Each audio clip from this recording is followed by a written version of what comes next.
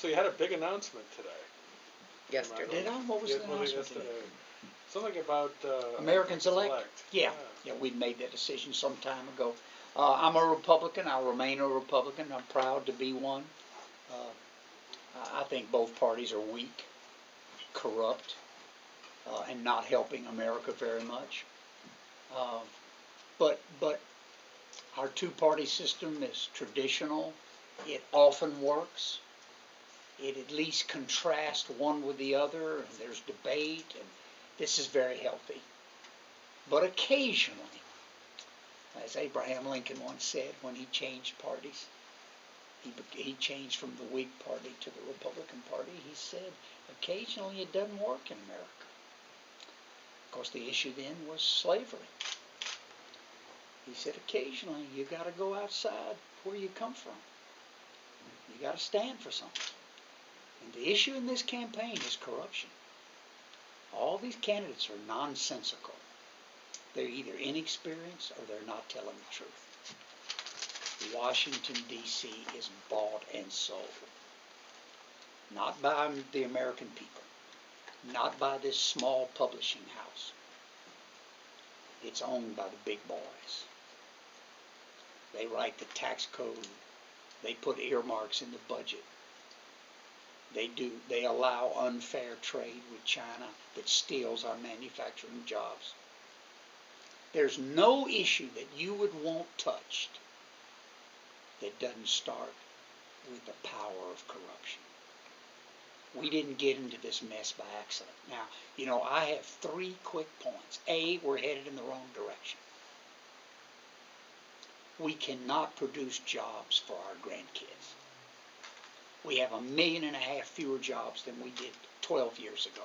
Let me say it again. No one ever says this. We have 1.5 million fewer Americans working today than we did 12 years ago, and there are 46 million more Americans. We are in trouble. We have a trade imbalance that is in its 41st consecutive year. Never in the history of mankind has that happened, and a nation survived. We give away $750 billion of our net worth a year. Give it away. Well, let me put it another way. We produce trade, international trade, we manufacture, we produce 12% of our GDP that we sell elsewhere. 12%. $1 in 8. Pretty important. Guess how much we import? More than that. 17 to 19%. That's a deficit of $750 billion. Never been done before. And this is the 41st consecutive year. It's not a Democratic issue. It's not a Republican issue. It's an American issue. Made in America. I would have displayed by law a flag of origin on every product sold. Just simple. Just real simple. You could walk down the aisles of Walmart. I remember Mr. Walton told me. I was a congressman. I was a little junior congressman, and he liked me. He lived right up across the border from Louisiana and Arkansas. And he'd come see me in Washington. He said, I like you, Roemer. You're a fighter. He said, what do you know about my company? I said, not much. It wasn't as big then as it is now. But he was growing. He said, made in America. He said, we only sell products made in America. And he said, I want you to walk on the House floor, and if someone mentions Walmart, would you stand up and say, made in America? Wow. We're a nation in trouble. We got cheap. We got easy. And we've forgotten our children and our grandchildren.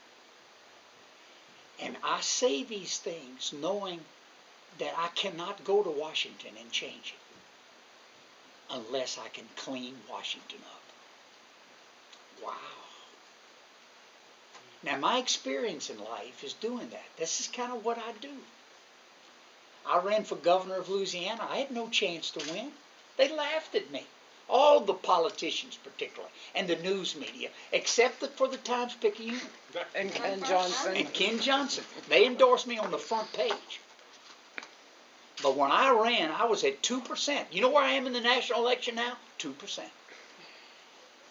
And I took it, I said it'll take me 1 year. But when I get through, Ken, Louisiana will know there's another way. We had 12.8% unemployment. We had school teachers that were paid worst in America. We had infrastructure that was crumbling. We had a government that was owned by the oil companies and the chemical companies. Does that sound familiar? Did you see health care reform? We have health care reform owned by insurance companies, owned by tort lawyers, and owned by pharmaceutical companies. You think that was an accident? You ask who the biggest contributors are to the Democratic Party 4 years ago. Tort lawyers, pharmaceutical companies, and insurance companies. It's corrupt. I come from a state that was corrupt. Now let's talk about Louisiana. I love it. There's no more corruption in Louisiana. I love it. It's been reduced greatly. We're humans. Okay. But our governor's a good guy now, Bobby Jindal. I was the second Republican governor of Louisiana. He's the fifth. We've turned that state around. It's a two-party state. But look at the facts. 12.8% unemployment. School teachers paid the worst in America. Roads on which you could not drive, and the infrastructure was crumbling. Bond rating the lowest in America. Air and water quality the worst in America. I ran with no PAC money, no super PAC money. There was no campaign laws. I set them when I was a candidate. I wasn't even elected. I was in Congress. Had nothing to do with Baton Rouge. But I said, here's my rules. Dollar limits, full disclosure, no PACs. Oh, they laughed. He can't win. He can't get the money. Edwards would say that in debate. I ran into this guy named Edwin Edwards. He'd never lost a race, been elected governor 3 times. Totally corrupt. In fact, he just got out of prison about 6 months ago, which I did. But he would point at me in the debates. He made me. Because he would single me out of the 7 people running, 4 congressmen, 2 statewide elected officials, the governor, and me. I was laughing. And he said, Roemer, Harvard at 16. Oh, he's smart. But he said he can't win. He won't take the money. It's why I won. Now, here's my problem now. Having this experience and knowing what to do, I can't get in a national debate. I'm wondering why. Is it because I talk about the money? They all take it. I don't think they like it. I really don't think they like it. I don't think any one of them is corrupt. But the system is. And we got to break it. Or this country's going to be mediocre in its future.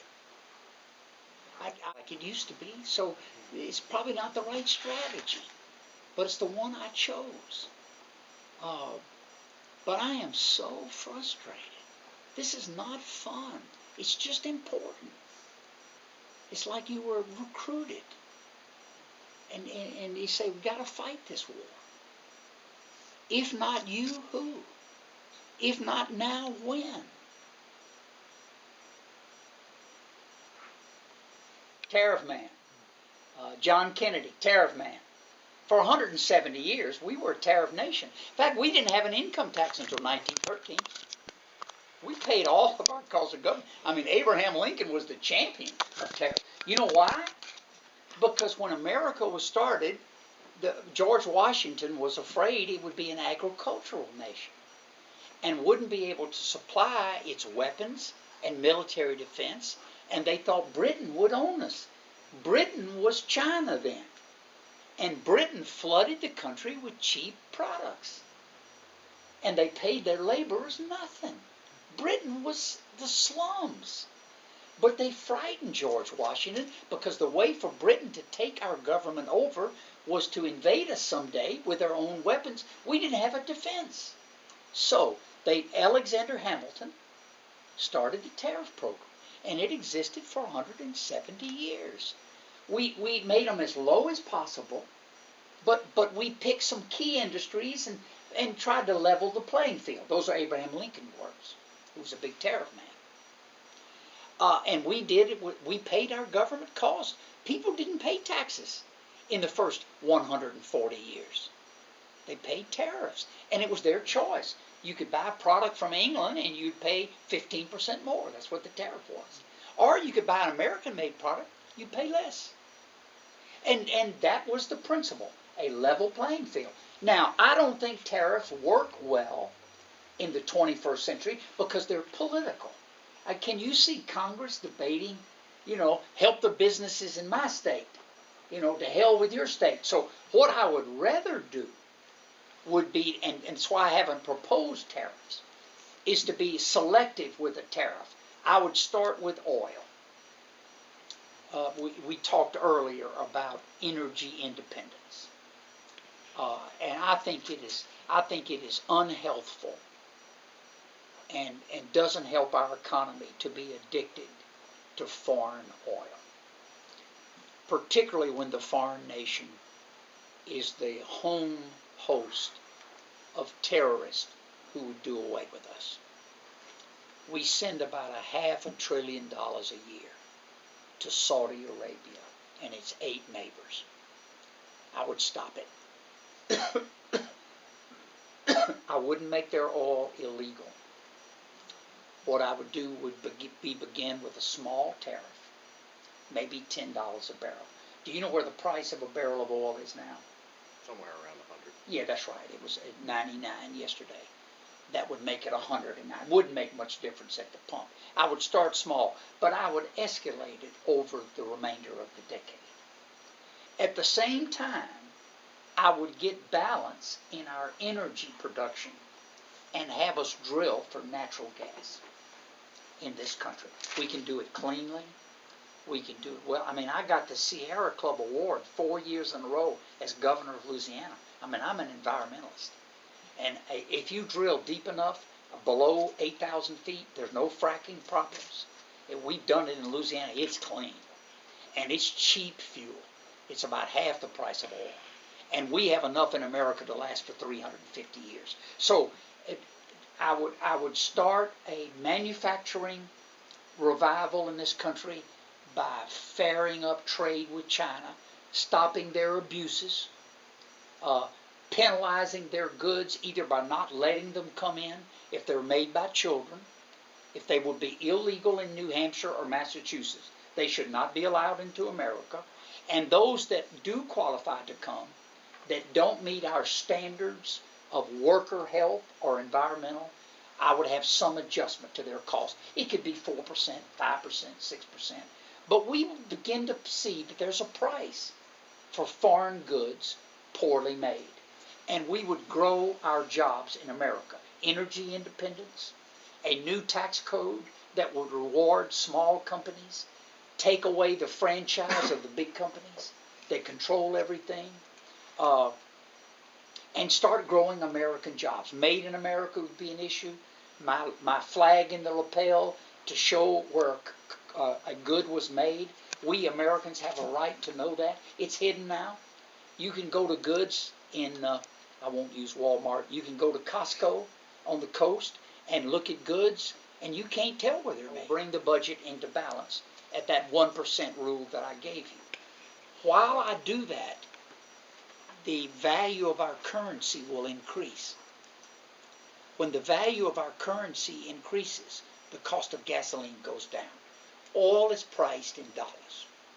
So when your currency takes more value, the real cost of oil goes down and the price of gasoline. Do you know what the cost of gasoline was when Obama was elected president? Did I tell you? 45, 50 a barrel around there somewhere? No, of gasoline, not oil. $1.81 the day he was sworn in. It's twice as much now. You know why? The value of our currency is down 52%, and the price of gasoline has doubled. It's real simple. It's real simple. I'm an economist. I know I don't want to make it too complicated, but there are 5 or 6 things we need to do. Energy independence, selective use of tariff, insistence on fair trade, made in America, showing the flag of every nation that proudly produces, including Mercedes-Benz. I got no problem. We can turn this around, but we need a concerted, non-political plan. My politics is relationships. But by that I mean working with Congress, calling out members for praise, building a team of both parties. I'm going to remain a Republican, but I will ask Democrats to serve in my administration, and more importantly, to serve in Congress with me.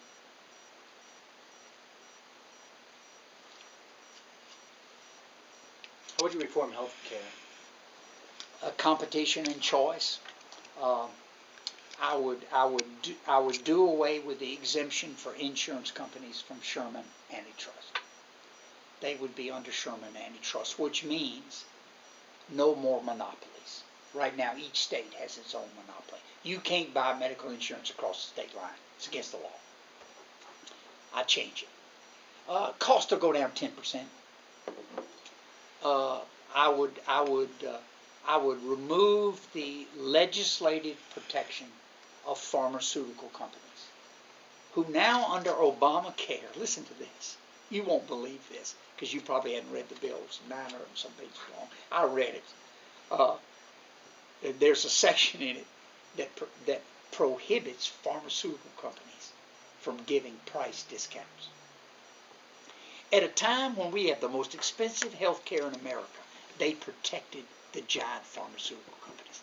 They further disallow fair competition from Canada. You're not allowed to buy Canadian pharmaceuticals. Why not? They're 40% our cost. That's another 10%. Number 3, I would institute tort reform. Now, I will offer to Congress a way to do it, have them debate it, and try to pass it. It would include a limit, a financial limit. Maybe that's $500,000. I'm thinking what we used in Louisiana. I passed this in Louisiana. Been very successful. The lawyers fought it, and then they love it. It's much clearer. $500,000 limit on damages if you have a medical malpractice thing, but you get free medicine for life. It's a very powerful reward for someone that points out damage in the system. Number 4, I would do something very radical. I would offer an incentive to medical providers to lower costs. Here's how I would do it. I would have them document their cost, and then a year later, for the same services, document what they charge now. And if there's a 10% saving while quality is maintained, I will let them keep 25% of everything they save. That's an incentive for change and cost savings.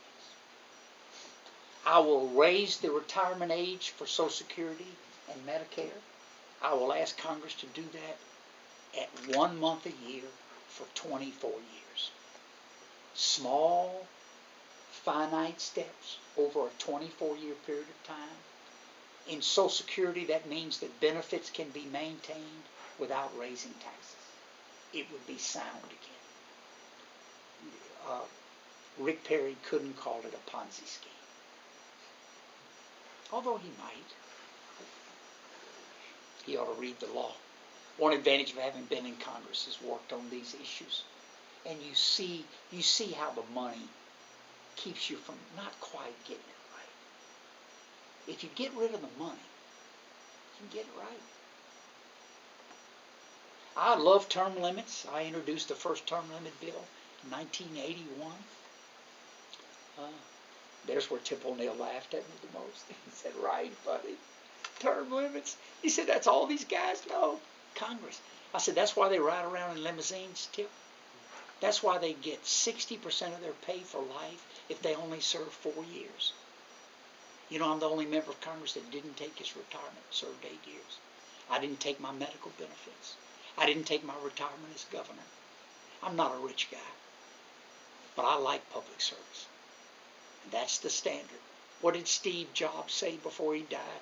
The greatest businessman in America. Do you know his company did not have a lobbyist? You know, Apple did not have a lobbyist, that Apple did not give pat checks. Steve Jobs. He said, number one, I demand excellence in my company and of my public officials. It's not too high a standard. We haven't tried it in a long time. We've taken the easy route. What's possible? We exaggerate the difficulties. We exaggerate the complexity. Healthcare, it's a big issue. The most important thing I haven't mentioned yet. I will have a series of meetings on healthcare, and I will invite nurses, doctors, and patients.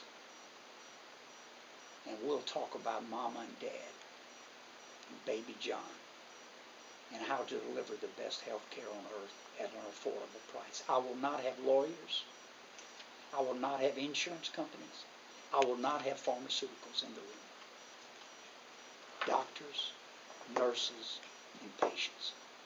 You meet with me at a diabetic meeting sometime. Come with me, and you'll learn a lot about health care. My priority is, while we do that, we do not need to be policemen for the world. And while we do that, we do not need to have the oil monster in the room. So that's three things I'm going to do. Already, you know. I'm going to de-emphasize nation building across the water. America first. It'll take us a while. That won't always be the right policy, but it is now. Number two, I will not lead with the military. We're not policemen for the world. I will lead with economic power. We will target Iran, for example, economically. Number three, you know that I will be energy independent. I'll take oil out of the room. Every foreign policy decision now is to whether or not to send Marines on oil duty. I'm against it. So that's my foreign policy approach. Be a good neighbor.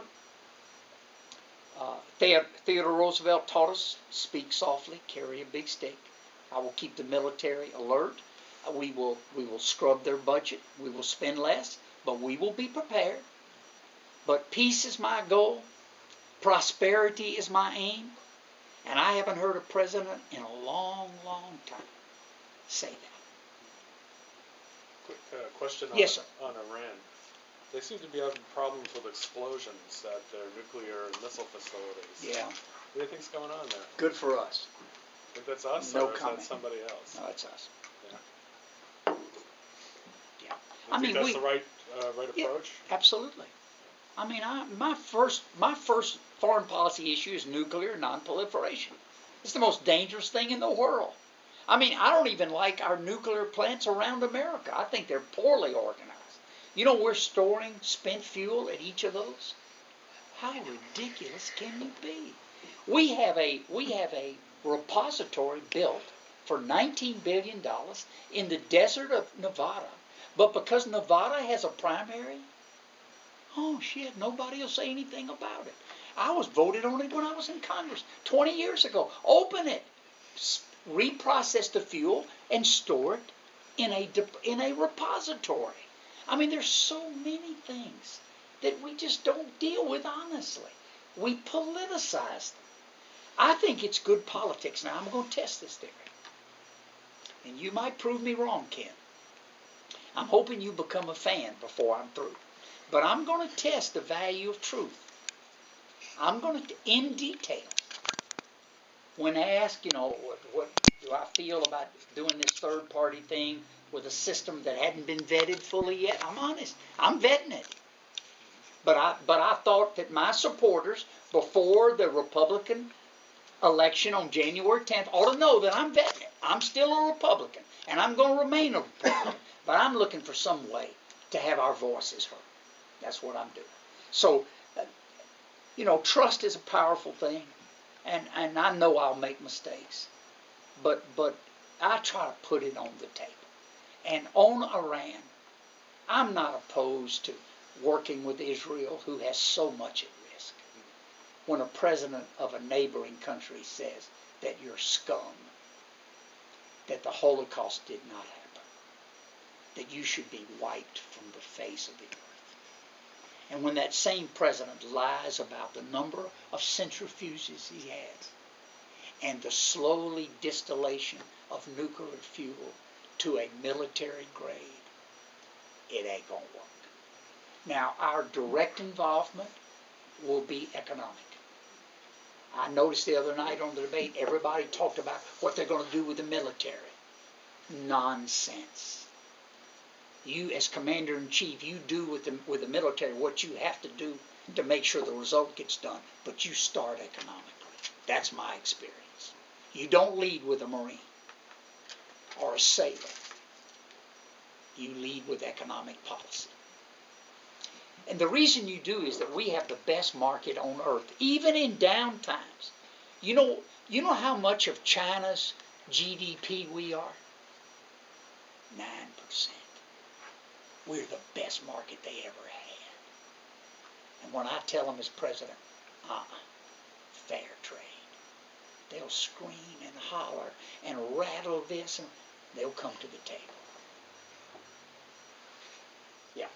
And it relates to a community near Salem nearby, which has a racetrack walking on it. Yeah.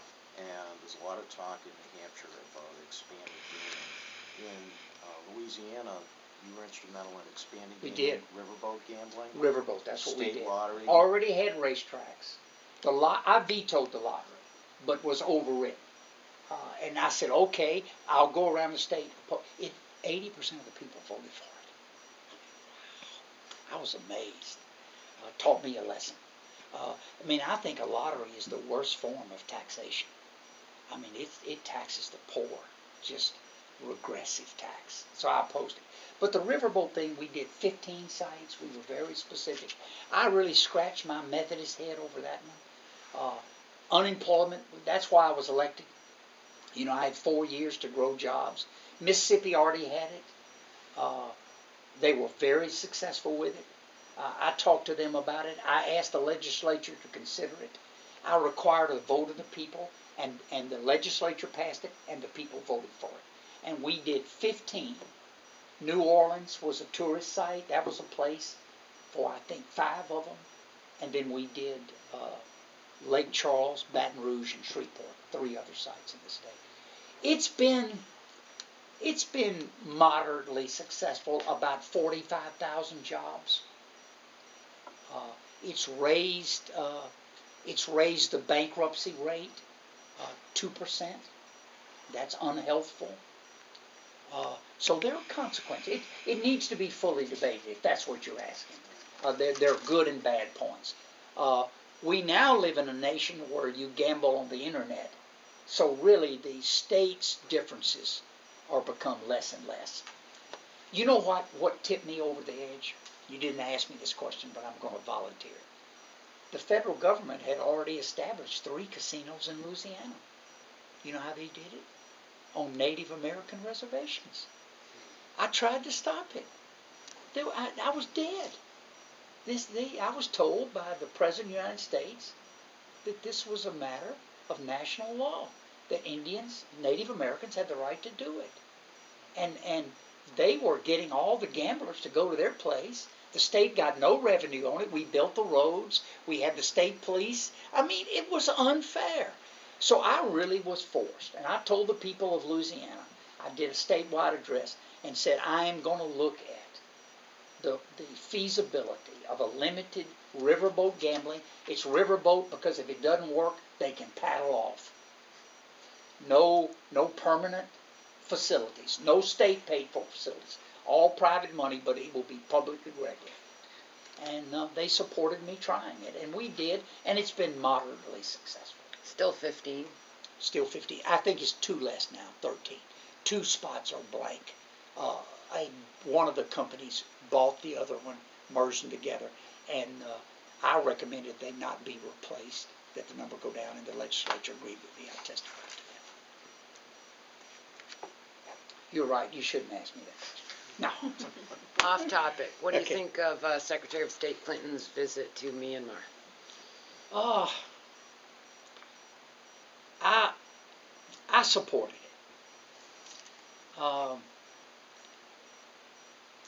You know, these, my knowledge is not as deep as it will be. I don't get a daily briefing. I don't know what the intelligence agencies say. So I'm limited to what I read, and I'm a pretty voracious reader. I read daily papers, from the Wall Street Journal to the New York Times. I read on both foreign policy and issues of liberty a great deal. And I think the Secretary did the right thing.